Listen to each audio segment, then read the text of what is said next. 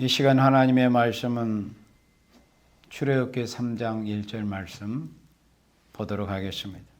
모세가 그 장인 미디안 제사장 이드로의 양무리를 치더니 그 무리를 광야 서편으로 인도하여 하나님의 산 호렙에 이르매 이렇게 말씀하셨습니다.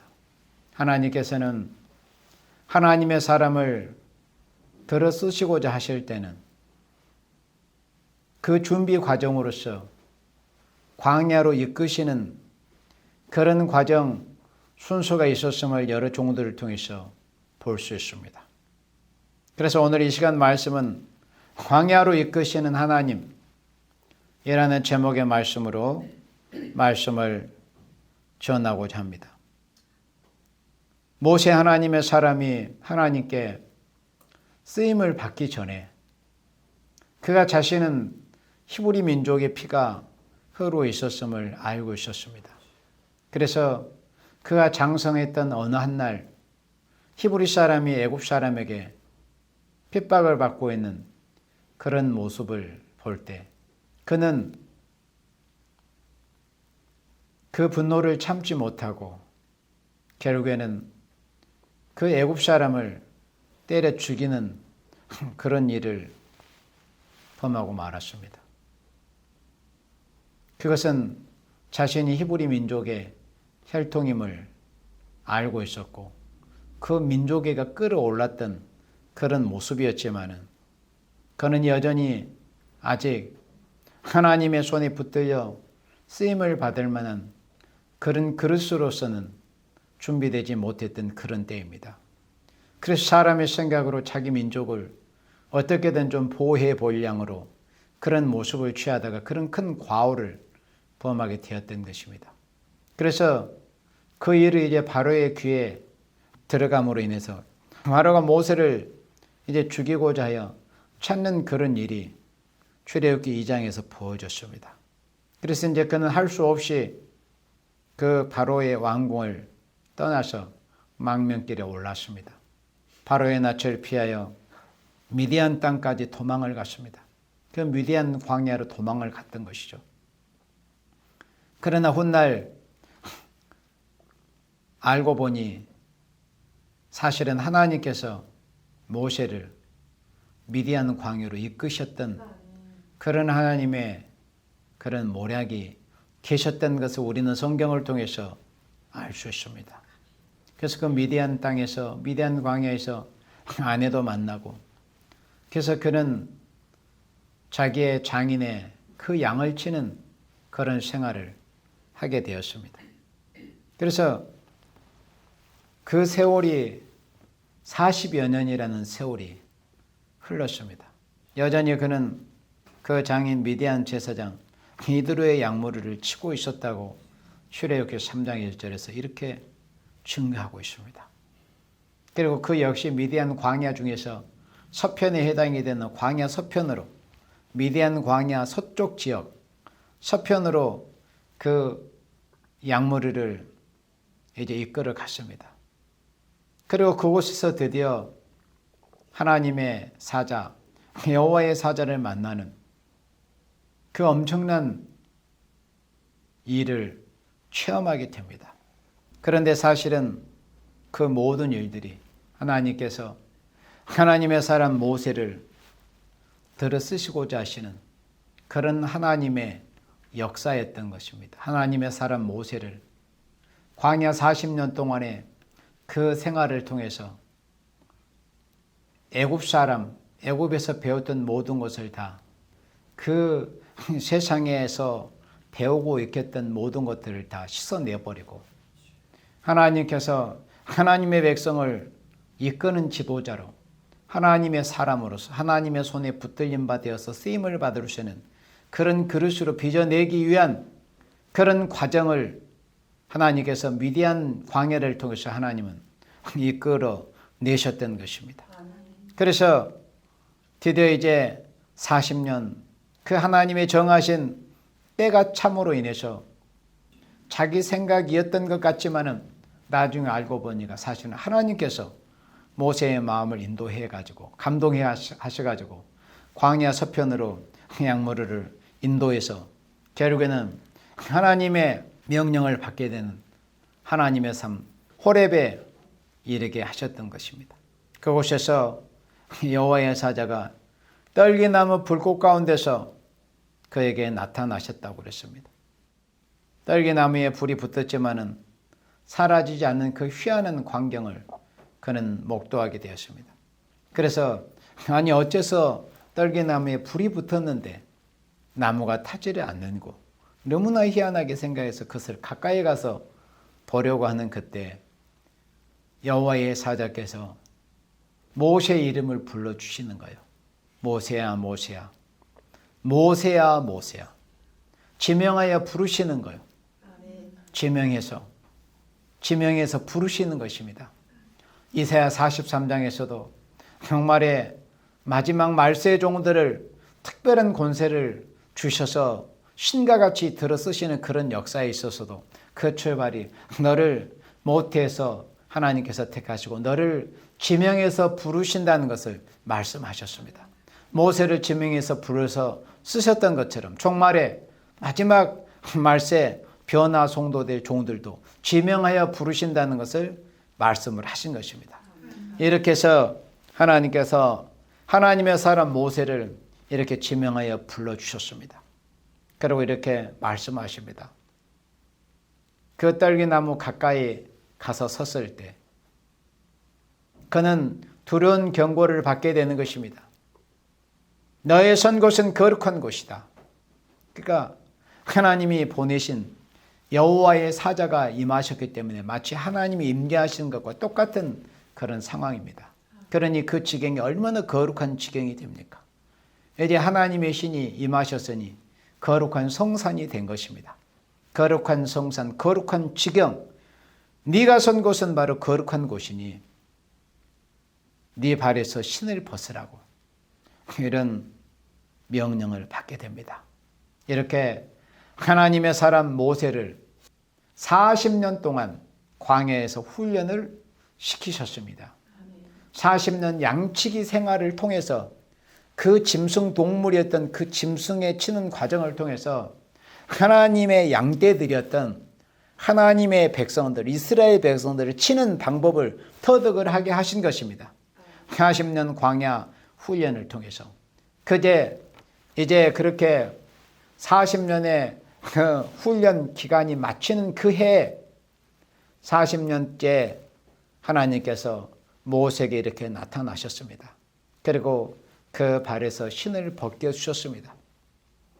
하나님이 이제는 하나님의 사람으로 쓰시고자 하시기 위해서 지금까지는 육적인 양을 쳤습니다. 세상에 속한, 세상 사람에 속한 육적인 양을 쳤던 그런 모세였지만 이제 그 육적인 양을 치는 그 기간을 통해서, 그 과정을 통해서 그는 하나님의 백성을 칠 수 있는 그런 그릇으로 이제 빚어지게 된 겁니다. 그렇게 해서 하나님께서 이제는 부르신 거예요. 하나님의 사람으로 쓰시려고.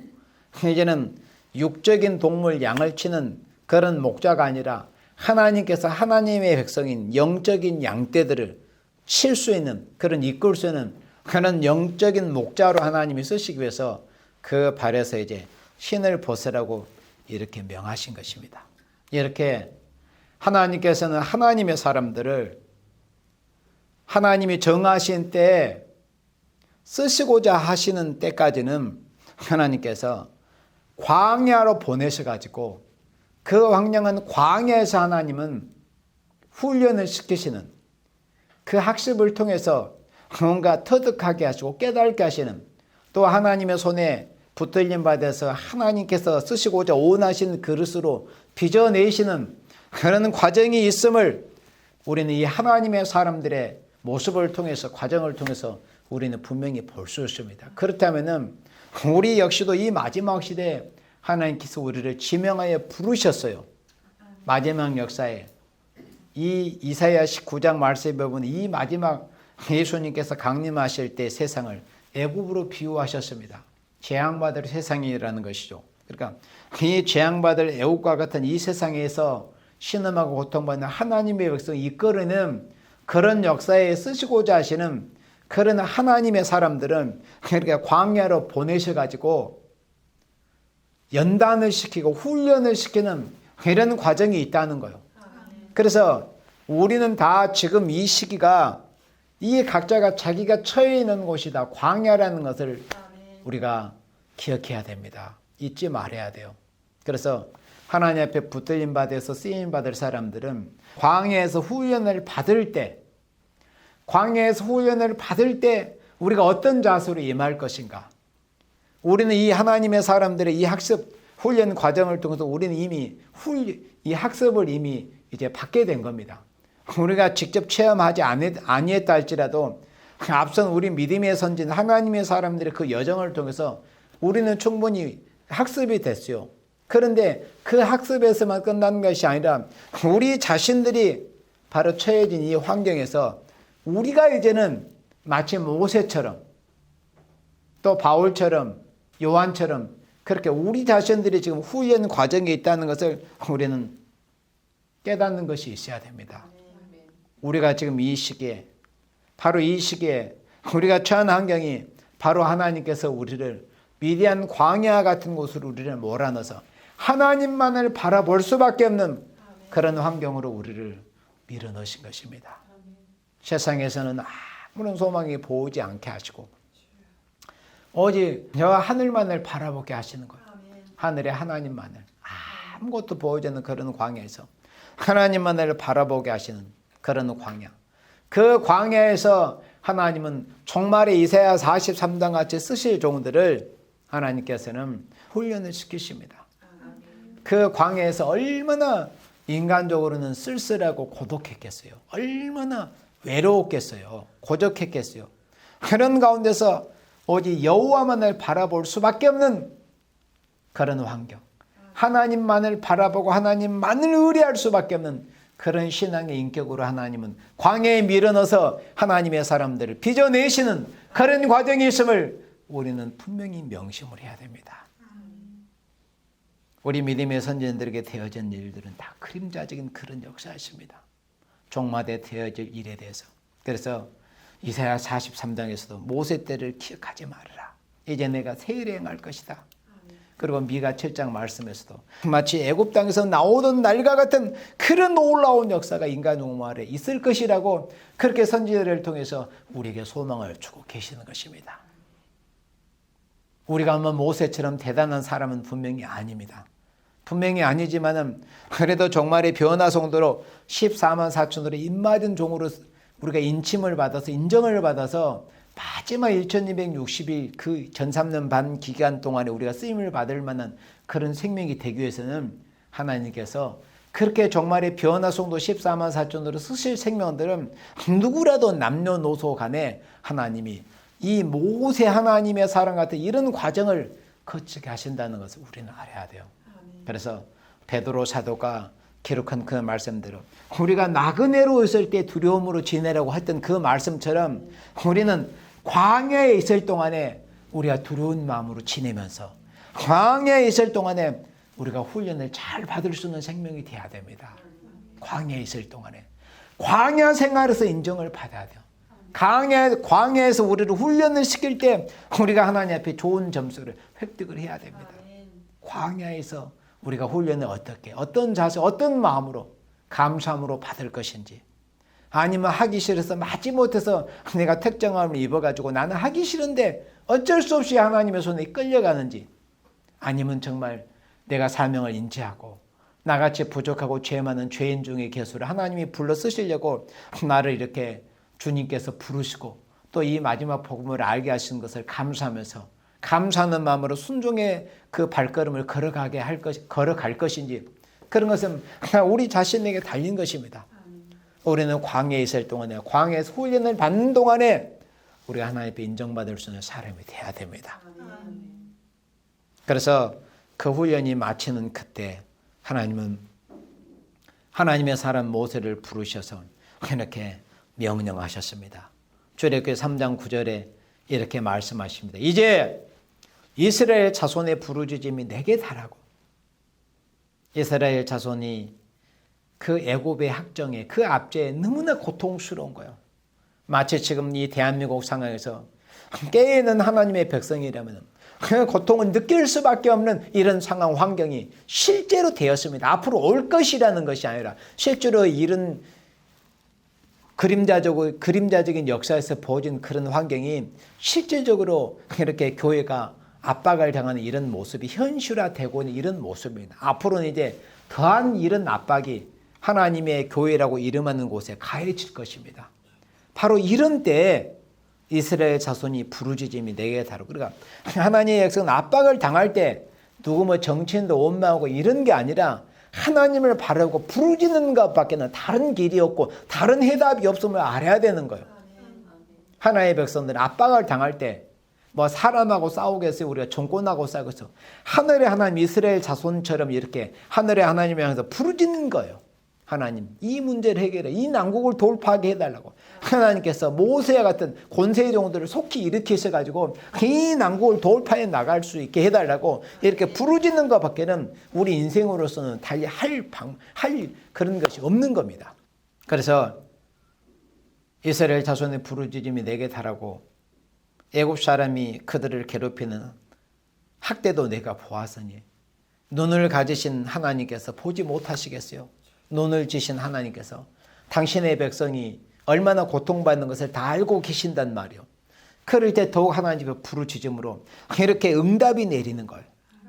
그러면 이렇게 강야 40년 동안 훈련을 통해서 준비시키셨던 이런 모세 같은 하나님의 종들을 일으키시는 이런 역사가 있으므로 이런 난국이 해결이 되는 거지, 이런 어려운 상황을 만나서 괜히 난 원망이 나고 자포자기 원망불평이나 한다고 해서 이게 되는 일이 아닙니다.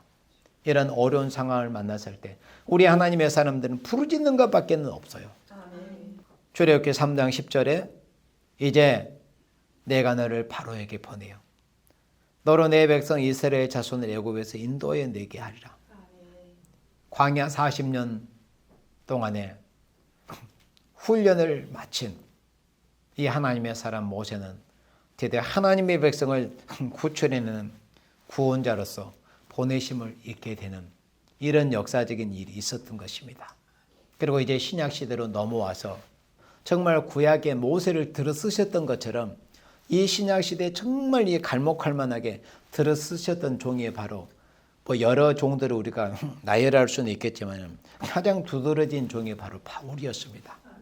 그 바울을 하나님께서 어떻게 해서 들어 쓰셨는가 하는 것은 이 바울, 사울이라는 이름이 사도행전 7장에서 처음 등장을 하는 것을 우리가 알 수 있습니다. 스데반 집사님이 장렬한 그런 순교로서 최후를 마치실 그때 그 스데반 집사님에게 돌을 던져서 그 살인을 행했던 그 자들의 옷을 지키고 있었던 사람이 바로 사울이었습니다. 그 사울이 결국에는 예수님께 부르심을 받아가지고 그 다메섹 도상에서 극적으로 예수님을 이제 만나서 사울이 회심하는 그런 장면이 사도행전에서 보여집니다. 그래서 드디어 이제 사울을 바울로 바꿔놓으신 예수님의 손에 붙들린 그 바울이 사도행전과 신약성에서 보여지는 것처럼 이 신약시대에 얼마나 큰 그런 획을 그은 그런 사도가 바로 사도 바울 아닙니까? 그런데 우리가 성경에서 보니까 바울 역시도 하나님께서 광야로 얼마간 들여보내셨던 그런 모습을 볼 수 있습니다. 우리 갈라디아 성경 1장 말씀을 봅니다. 갈라디아서 1장 14절 말씀부터 보도록 하겠습니다. 내가 내 동족 중 여러 영갑자보다, 그러니까 자신보다 나이 많은 그런 영갑자보다 유대교를 지나치게 믿어 내 조상의 유전에 대하여 더욱 열심히 있었으나 그러나 내 어머니의 태로부터 나를 택정하시고 자신을 예정하셨다는 어머니 태로부터 이제 더 나아가서는 창세전부터 또 영원한 때부터 바울을 그리스도의 종으로 이방인을 위한 사도로 쓰시고자 하나님께서 이미 택정을 해 놓으셨다는 것이죠. 그래서 나를 택정하시고 은혜로 나를 부르시니까 바울이 그렇게 위대한 업적을 남긴 종이 틀림이 없지만은 그는 어떤 자신의 의나 자신의 능력, 자신의 무엇으로 그렇게 된 게 아니고 최종적으로 자신이 그렇게 결론 지었던 것처럼 나의 나 된 것은 하나님의 은혜로라고 하신 그 말씀처럼 여기서 나를 부르시니까, 그러니까 자신의 의로, 자신의 어떤 노력으로 예수님께 자신이 다가갔던 것이 아니고 하나님의 의로, 하나님의 은혜로, 하나님의 특정하신 대로 자신의 은혜로 부르셨다는 것입니다. 그리고 16절에서 그 아들을 이방에 전하기 위해서 베드로를 유대인을 위한 사도로 쓰셨다면 이 바울을 하나님께서 이방인을 위한 그런 사도로 하나님이 들어 쓰셨다는 것을 증거했습니다. 이렇게 그 아들을 이방에 전하기 위하여 예수님을 내 손에, 그를 내 속에 나타내시기를 기뻐하실 때 예수님이 사울에게 찾아오셨습니다. 그래서 사울에게 예수님을 나타내 보이셨습니다. 그 모든 일이 다 그렇게 하나님이 하신 일이었다는 거죠. 그래서 그를 내 속에 나타내시기를 기뻐하실 때에 내가 곧 혈육과 의논하지 아니하고, 바울은 극적으로 다메섹 도상에서 예수님을 만나긴 했지만은 그가 아직은 예수님에 대해서 어떤 성경적으로나 교리적으로 정리된 게 아니었습니다. 다만 그토록 모질게 대적하고 해방했던 그 나사렛 예수께서 하나님의 아들 성자 예수님, 그러니까 나사렛 예수께서 그리스도가 되신다는 것, 메시아가 되신다는 것을 극적으로 이렇게 알긴 했지만은 자신이 이제 예수님의 그렇게 사도로서 그토록 모질게 대적했던 예수님이 이제는 그것을 바꿔가지고 예수님을 증거하는 그런 사도로서 자기가 사명을 하고 활약을 하기에는 자신은 준비가 되지 않는 상태였습니다. 물론 율법으로서는 너무나 많은 그런 이 실력을 싹 가지고 있었고 율법으로서는 흠이 없는 그런 생명이었지만 아직은 선지서에서 어떤 말씀에서 어떤 부분에서 바로 이 말씀이 그리스도 예수를 증거하는 것이라는 것에 대한 아직까지 정리가 덜 된 상태였습니다. 그러면 예수님에 대해서 자신 안에서 정리가 돼야 되는 거예요. 말씀을 통해서 자신 안에 예수님이 확실하게 밝아져야 됩니다. 선지서와 계시록, 율법과 선지서의 말씀을 통해서 자신 심령 안에 예수님이 확실하게 계시가 돼야 되는 거예요. 그래서 그 일을 위해서 그를 내 속에 나타내시기를 기뻐하실 때 내가 곧 혈육과 의논하지 아니하고 자신의 어떤 부모 형제 자매와 의논하지 않았습니다. 자신의 가족들을 의논하지 않고 자신은 하나님 앞에 이제 소명을 받은 것 아닙니까? 그리고 사명을 받았어요. 다메섹 도상에서 사울아 사울아, 예수님께서 그때도 사울을 지명하여 불렀습니다. 이름을 불러주셨습니다. 사울아 사울아, 모세야 모세야. 사울에게 예수님께서 지명하여 부르셔가지고 그 부르신 의미가 뭐겠어요? 내가 너를 이방인의 사도로 보낼 것이다. 그러면 이제 사도로 보내심을 받는다는 그 명령은 받았는데 정리가 안 됐으니 예수님에 대해서 정리해야 돼. 그러니까 무장이 필요했던 겁니다. 선지서를 통해서 그리스도 예수님을 증거하기 위해서. 그래서 어떤 자신의 어떤 육신의 가족들과 어떤 협의하고 의논하지 않았어요. 또 그럴 필요도 없어요. 하나님의 사랑의 모습이 그리야 되니까. 부르시나 뒤를 돌아보지 않고 쟁기를 진 자가 뒤를 돌아보면 하나님 앞에 합당치 않는 거예요. 그리고 또 17절에 나보다 먼저 사도된 자들을 만나려고. 그러니까 자기의 선배인 12사도들이 있었습니다. 그렇지만 자기의 선배 먼저 된 그 사도들을 만나려고 예루살렘으로 가지 않았습니다. 그것을 타협하겠어. 먼저 자신과 예수님의 그 관계를 바로 정리를 할 필요가 있었습니다. 그래야 사명을 할 수 있는 것이니까. 부르심을 받았다고만 해서 예수님에 대해서 바로 증거할 수 있는 게 아니에요. 준비가 필요한 거죠. 무장이. 공부, 학습이 필요한 거예요.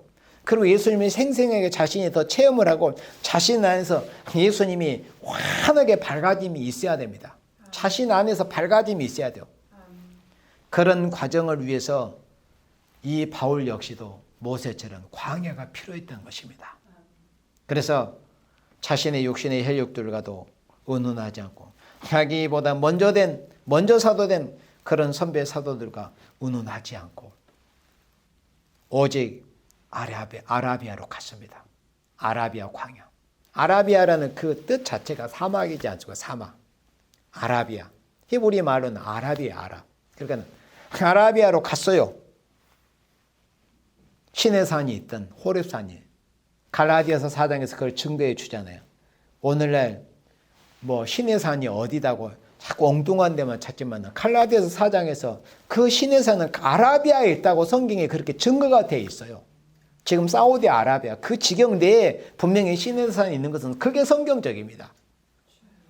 지금까지도 역시도 엉뚱한 데로다 무슨 성지 순례니 뭐 하면서 시내산이라고 가고 있잖아요. 그거 다 잘못된 겁니다. 분명히 갈라디아서 4장에서 지금 시내산은 아라비아에 있다고 그렇게 증거가 되어 있습니다. 성경 말씀이 확실한 거죠. 오직 아라비아로 갔다가 다시 다메섹으로 돌아가느라. 그리고 이 아라비아로 가가지고 거기 있는 기간이 얼마였던 것은 우리가 알 수는 없습니다. 어쨌든 간에 다시 이제 다메섹으로 돌아갔습니다. 여기에 아라비아로 가서 바울이 얼마가 있었던 것은 성경에 기록되지 않았어요. 절대 기록이 없습니다. 그거는 사람이 감추어진 시간입니다. 그리고 아라비아에 그 자신이 이제 예수님에 대해서 자신 안에서 예수님께서 바울 안에 자신을 예수님이 계시해 주고자 하시는 그런 뜻이 계셨을 거 아니에요. 그러니까 아라비아에서 기도하면서 성경을 보면서 이런 말씀들이 예수님에 대한 예언이었구나. 나사렛 예수께서 메시아 그리스도이시라는 것을 이렇게 예언했던 이런 말씀이구나 하는 것은 이제 정리가 돼가지고 다시 다메섹으로 돌아갔습니다. 그래서 다메섹으로 돌아간 다음에 3년 만에 이제 예루살렘으로 사도들을 만나러 갔었던 거예요. 아라비아에 3년이 있었던 게 아니고 아라비아에 있었던 그 기간은 감춰져 있습니다.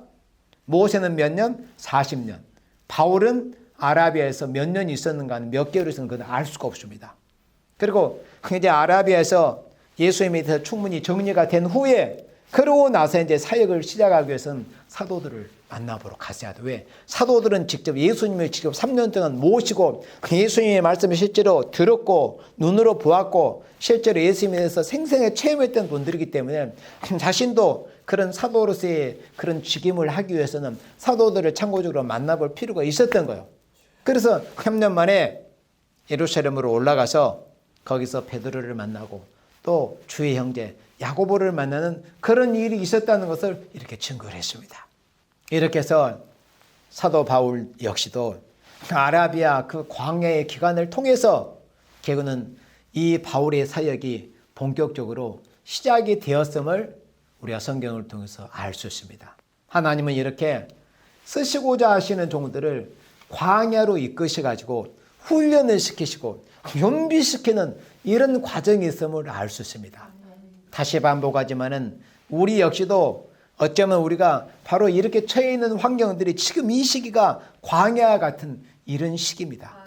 우리 환경이 광야 같은 거 이런 광야에서 우리가 훈련을 잘 받아야 돼요. 감사함과 순종함으로. 그리고 이제 마지막으로 우리 요한계시록 1장 9절 말씀을 봅니다. 요한계시록 1장 9절에 나 요한은 너희 형제요 예수의 환난과 나라와 참음에 동참하는 자라. 그리고 이 요한계시록의 기록자가 자신 요한인 것을 확실하게 이렇게 밝혀주고 있습니다. 그런데 자신은 예수님의 환난, 예수님의 십자가 아래까지 따라갔던 유일한 사도였습니다. 다른 여인들은 여러 명이 따라갔지만 사도들, 남자 제자 사도들 중에서는 바로 사도 요한만이 유일하게 예수님의 십자가의 환난에 동참을 했었고 그리고 그 이후로도 예수님 부활 승천하신 이후에 대략 한 60여 년의 세월을 그리스도 예수님을 증거하기 위해서 그렇게 사역을 했다고 그렇게 알려졌습니다. 대략 이 계시는 도미시안 황제 때 그러니까 주 한 95년경에 요한계시록 기록이 됐을 거라고 그렇게들 알려져 있기 때문에 예수님이 부활 승천하신 이후로 한 대략 한 60여 년의 세월 동안에 요한은 십자가 부활 그리스도 예수님을 증거하는 그런 사역을 자기의 그렇게 평생 동안 했던 그런 사도였습니다. 그걸 지금 말씀하고 있어요. 예수의 환난과 나라와 참음에 동참하는 자라. 그런데 지금까지는 그렇게 왔었는데 하나님의 말씀과 예수의 증거를 인하여 그러니까 하나님의 말씀을 증거하고 예수님을 증거하는 것으로 때문에 하는 것 때문에 그것 때문에 인하여 자기가 핍박을 받아서 반모라는 섬이 있었던 그러니까 그때 당시 이 반모라는 섬은 로마 시대에 어떤 종교적인 또 정치적인, 그러니까 로마 사람들의 그 시각에서 볼 때 범죄자로 이제 생각이 되는, 뭐 종교적으로 사회를 뭐 혼란케 했다, 뭐 정치적으로 뭔가 그런 뭐 반란을 일으켰다. 그러니까 그런 종교적인 사범, 뭐 범죄자라고 자기네들 그 시각에서 종교적이고 정치적인 이런 범죄자들을 이제 그 유배를 보내가지고 귀양을 보내가지고 그곳에서 유배 생활을 하게 했던 곳이 바로 반모라는 그런 섬입니다. 지금도 이제 세계 지도에서 보면은 사실은 그 무태에서는 터키하고 훨씬 가까워요. 그런데 터키에 속해 있는 나라가 아니고 지금 그리스에 속해 있습니다. 그 그리스 그 에게 그 여러 섬들이 많이 있는 그런 군도 중에 이 거의 뭐 제일 끄트머리격에 해당이 되는 그 위치에 있는 섬이 바로 반모입니다. 그러니까 지금 그리스 나라입니다. 쉽게 그리스 나라에 속해 있는 섬입니다. 터키하고 훨씬 가깝긴 하지만은, 그러니까 그 반모섬에 사도 요한이 이렇게 이제 귀향을 가게 된 겁니다. 요한은 60여 년 동안 자신이 실제 예수님께 명령을 받고 이름까지라도 요한, 야고보 너희는 보아너게다. 그 보아너게의 사명을 지금까지 60년 동안 새로운 이름을 예수님께서 마가복음 3장 17절에서 유일하게 보아너게라는 이름이 마가복음 3장 17절에서 유일하게 나오잖아요. 근데 그 새로운 이름의 사명을 지금까지 하지 못하고 있었어요. 오히려 자신은 시몬에게 주신 베드로라는 그 이름의 사명을 하고 있었던 거예요. 그래서 자신의 본래 사명은 아직도 보류가 되고 있었어요. 아직도 십자가 부활의 복음만 전했죠. 예수님의 재림이나 이런 심판의 복음, 예수님 재림하실 때 심판하신다는 것에 대한 복음 여전히 아직도 전하지 못하고, 그러니까 이름의 사명을 60년 동안 하지를 못하고 있었던 것입니다. 그 이름만 받아놓고 베드로의 사명에 그런 연계해서 지금까지 60년 동안 그리스도의 십자가 부활을 증거했습니다. 그런데 이제 정하신 때가 된 거예요. 60년 동안 그렇게 십자가 부활의 복음을 전하게 하시다가 하나님께서 이제 정하신 때가 되므로 요한에게 그 보아너게라는 이름의 사명을 하게 하시기 위해서 요한계시록을 하나님께서 예수님께서 계시하시기 위해서 그렇게 사람들의 그런 시각에서는 마치 바울이 로마의 제수의 신분으로 끌려갔던 것처럼 사도 요한 역시도 어떤 종교적인 범죄자라고, 그러니까 그리스도를 전파했으니까 그것을 못하게 하려고 이 반모섬으로 이제 귀향을 보내버린 거죠. 그러니까 로마인의 입장에서는 범죄자로 그렇게 취급을 받았지만은 그는 죄를 범한 것이 없잖아요. 다만 그리스도 예수님을 증거했다는 것밖에 없어요. 하나님의 말씀을 증거. 그 이유 때문에 반모섬으로 유배를 당하게 된 겁니다. 그래서 모세나 바울은 실제로 미디안 광야, 뭇에서 아라비아 그 뭇에서 그렇게 광야 생활을 했지만은 반모, 이 요한은 반모라는 그렇게 절의 교대의 그런 섬에서, 그 섬에서 실장은 광야 생활을 했던 거예요.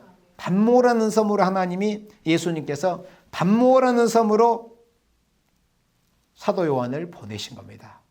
그래서 이 반모라는 섬에 알려진 바로는 한 18개월 동안 있었다고 그래요. 그러니까 1년 반 정도. 그러니까 예수님께서 그 계시만 받게 하시기 위해서 그리 특별히 보내신 것 같아요. 그곳에서 특별하게. 왜? 이제 해도는 편에서 놀라운 역사가 이제 나타날 것에 대한 것을 계시하기 위해서는 바로 그와 정반대편이 되는 서쪽이 되는 바로 그 반모섬에서 이제 기도를 준비시켜가지고 정하신 어느 때 바로 주의 날, 오늘처럼 주일날 예수님 부활하신 그 첫날, 구약시대 율법시대 안식일은 한 일의 마지막 날이지만은 예수님의 부활하시는 한 일의 첫날, 바로 그 주의 날, 부활해서 우리 인생에 참된 평강을 주신 그 첫날, 진정한 이 땅의 평강이 세계가 이루어지는 것은 예수님 재림하셔가지고 이 땅이 이루어져 그리스도의 왕국 아닙니까? 그러니까 참된 평화의 나라가 이루어지는 그 계시를 바로 참된 평강을 주신 주의 날에 예수님께서 사도 요한에게 이렇게 주셨습니다. 그런데 그곳이 바로 반모였어요. 그러니까 사도 요한에게 광야가 어디냐? 바로 반모였던 거예요. 반모로 유배를 보내버린 거예요. 사람들의 손에 의해서. 그러나 하나님이 그걸 선한 모략이셨다는 것을 누가 알았겠어요? 사도 요한을 반모로 귀향을 가게 하셨던 거예요. 그곳에서 이제 광야 생활을 하게 하셔가지고 기도로 수개월 동안 준비하게 하셔가지고 드디어 이 엄청난 주님의 피로 값주고 사신 교회들이 인간 종말에 창세 이후로는 그런 환난과 재앙이 오는 날에도 보호를 받아서 환난과 재앙을 면하고 죽음을 맞이하고 살아서 예수님을 맞이할 종들, 또 살아서 아름다운 새 땅 새 시대의 축복을 받게 할 이런 엄청난 계시의 말씀을 반모라는 이런 광야로 하나님께서, 예수님께서 사도 요한을 보내셔가지고 이 엄청난 계시의 말씀을 받게 하셔가지고 그 이름의 사명을 하게 하신 겁니다. 그 이름의 사명. 그런데 그 이름의 사명을 완결한 건 아니에요. 그 계시록의 말씀을 받아놓고 사도 요한은 부르심을 받아서 어느 정한 때 이제 갔을 거 아니에요. 그런데 그 사명이 여전히 오늘날까지 머물러 있습니다. 사도 요한이 자기 이름의 사명대로, 보아하게 사명대로 이제 이 계시록만 받아가지고 아시아 7개 전해지는 것으로 그의 사명은 다 했어요. 그러나 그 보아하게 사명, 요한에게 새로운 이름을 주신 보아하게 사명 아직도 머물러 있단 말이에요. 그러면 그 머물러 있는 사명이 언젠가는 이제 진행이 될 거 아니에요. 그러니까 이 마지막 시대에도 똑같은 그런 원리로 바로 하나님의 이 요한을 통해서 주신 이 계시록의 말씀이 이루어지는 그때 하나님이 쓰실 종들을 바로 사도 요한처럼 단모와 같은 그런 환경으로 밀어넣어서 기도시키고 준비시키는 그런 과정을 통해서 이제 종말에 쓰실 종들을 훈련을 시키고 또 깎아내고 또 하나님이 쓰실 그런 그릇으로 빚어내는 그런 과정이 있다는 것을 우리가 분명히 알아야 된다는 겁니다.